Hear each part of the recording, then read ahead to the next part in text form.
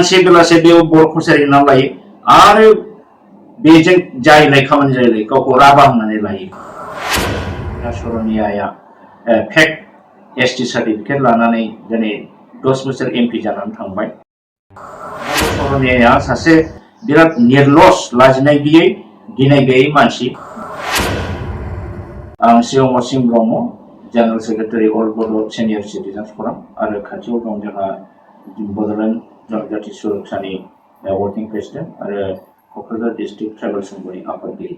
दा दिनै जोङो गोजोननाय मोनदों गोजोनदों जोङो मोनसे केसआव बे जाहैदों जाय हिरा सरनियाया फेक एसटि सार्टिफिकेट लानानै दिनै 10 बोसोर एमपि जानानै थांबाय।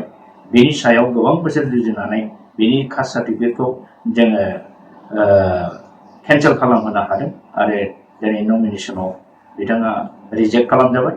दिनै बियो एमपिनि केन्डिडेट जानो हायाखिसै। नाथाय बेखौ बुंनांगोन नब सरनियाया सासे बिराद निर्लस लाजिनाय गैयै गिनाय गैयै मानसि।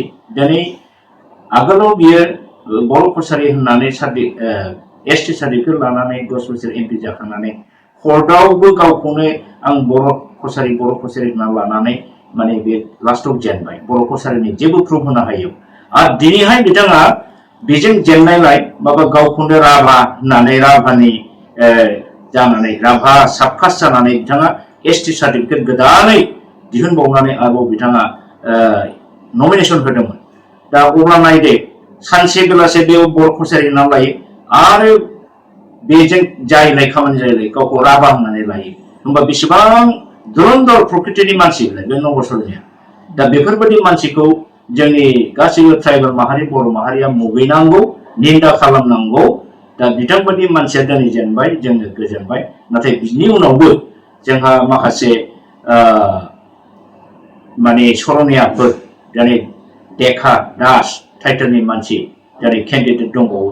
बिथांमोननि निश्चय कास्ट सार्टिफिकेटआबो हिरा सरनिया जेरै लादों बे रोखोमनि एखे प्रसेसजों बिथांमोनहा लादों आरो हिरा सरनियानि कास्ट सार्टिफिकेटआ एसटि सार्टिफिकेटआ जेरै केन्सेल जादों एखे प्रसेसजों जों आवगायलांगोन जों जुजिबाय थागोन जाहाथे बेबायदि फेक सार्टिफिकेटजों जोंनि ट्राइबेलनि मानसि जोंनि ट्राइबेलनि खथाखौ जाहाथे सेनो हाया। बेनि थाखाय जों गासैबो रायजो राजा साखाफारा जानांगोन आरो जोंखौ बयबो जाहाथे मदद होयो आं बेखौ दिनै बे प्रेस मिटनि गेजेरजों खावलायगोन। दा बेजों लोगोसे आङो मोनसे खोथाखौ सरजाबफानो लुबैदों जे जोंनि गोबां इन्टेलेक्सुयेल दं जोंहा बर' समाजाव गोबां लिडार दङ। नाथाय बे नब सरनियानि केस दिनै पृथ्वी नारायण देबनि केस बा नैबे घनश्याम दासमोननि केस दा बिसोर जे एसटि लानानै एसटिनि माने सुबिदाखौ लानो थांगासिनो दं बेनि सायाव रावबो दिनैसिमबो जेबो गोब्रा काउन्टार खोथा बुङाखै। बे मोनसे दुखु गोनां। दा बेबादियावनो गुबुन हारिया जोंनि एसटिनि सार्थ एसटिनि इन्टारेस्टखौ बिसोरो सिखाव भाबै माने लाखोमानानै सोलिनो नागिरगासिनो दं। दा बे बेलायाव जों नुनो मोनदों जोंनि माने गोबां इन्टेलेक्सुयेलफ्रा जेबो माने मात होआ काउन्टार माने बिथांमोनहा प्रटेस्ट खालामो। दा बे जोबोद दुखु गोनां। दा जों जा एसे संगठन दल संगठन ज' जानानै जों जुजिदों आं आसा खालामो जोंनि बे दल संगठना एखेबारे निस्वार्थ भाबै जोङो खौसेयै इयुनाव जाथिनि बेबायदि सुथुरफोरनि एगेन्स्टै जोङो जुजिलांगोन। नोंथांमोनहा गावबा गावनि गथ'खौ काराटेनि सासे राफोद गेलेगिरि खालामनो गोसो दं नामा? हादरसायारि, हादरारि, हादर गेजेरारि थाखोसिम गेलेग्रा खालामनो गोसो दंब्ला नोंथाङा गोबाव दा खालामसै। सासे राफोद रोंखा-राखा काराटे गेलेगिरि खालामनो थाखाय नोंथाङा जानजि खाफ्रादो आरो मुं थिसनहैदो गलामगुरि काराटे एकाडेमियाव। रोखा खौरांनि थाखाय 8720903713 मबाइल नम्बराव कन्टेक्ट खालामनो हागोन।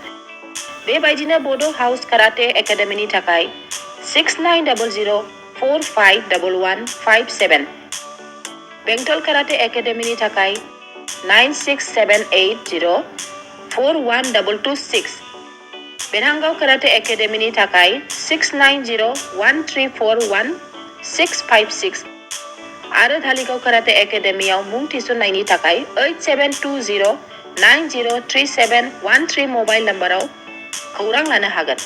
मख'जाथावदि बे सोलोंसालिनिफ्राय सिगांनिफ्रायनो हादरसायारि, हादरारि, हादर गेजेरारि थाखोनि बादायलायनायाव गोबां फरायसाफोरा बान्था मोननो हाबोदों। बे मुंख'नाय फोरोंसालियाव रोंगौथि गोनां फोरोंगिरिया फोरोंथाय होनानै नोंथांनि गथ'खौ सासे राफोद काराटे गेलेगिरि सोरजिनायाव मदद आरो जाफुंसार खालामगोन। अब्ला मानोथो गोबाव खालामनो? थाबैनो नोंथांमोनहाबो नोंथांनि गथ'खौ मुं थिसनहैदो।